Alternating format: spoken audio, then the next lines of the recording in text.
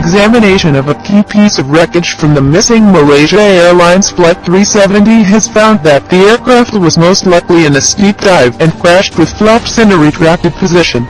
Casting new doubt over theories that it was under human control, Australian investigators overseeing the hunt for the airliner in a remote area of the Indian Ocean released a report Wednesday, saying an examination of wing flap debris found off Tanzania in June showed it likely wasn't extended when the plane entered the ocean, suggesting the aircraft wasn't in a controlled glide with the pilot or passenger at the controls. It was probably in a non-extended position, which means that the aircraft wasn't configured for a landing or a ditching, said Peter Foley, the director of the search for Flight 370 at the ATSB.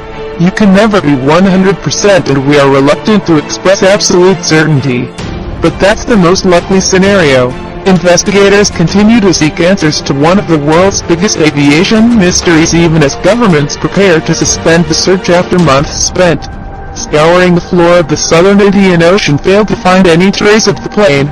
Flight 370 vanished from radar en route to Beijing from Kuala Lumpur on March 8, 2014, with 239 people on board.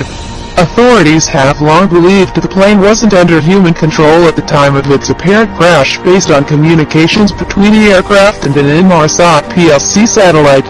That communications data central to fixing on a 120,000 square kilometer search area, more than 90% of which has now been covered, suggest Flight 370 was plummeting at a rate of at least 12,000 feet a minute when it entered the water.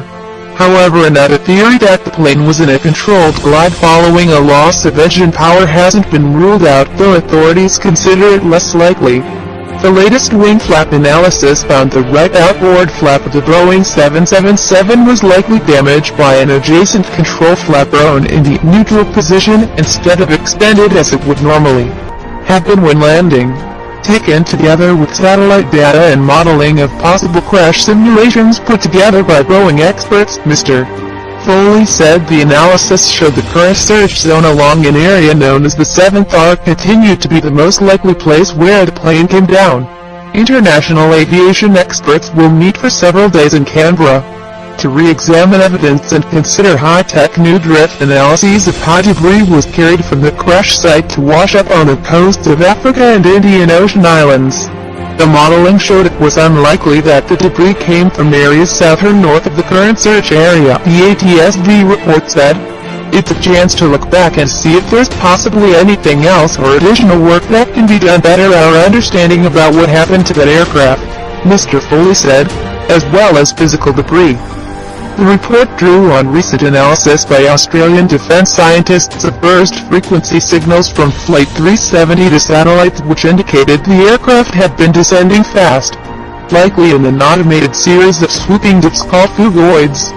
Additional analysis of the burst frequency offsets associated with the final satellite communications to and from the aircraft is consistent with the aircraft being in a high and increasing rate of descent at the time, the report said. The governments of Malaysia, China and Australia have agreed to suspend the search for MH370 around February next year in absence of new evidence that points conclusively to where the airliner wreckage lies. Australian Transport Minister Darren Chester on Wednesday played down the possibility that the search could be extended without firm additional evidence, saying only the Canberra summit would inform the remainder of the search effort. It's tested the limits of human engineering excellence and technical capacity, Mr. Chester said.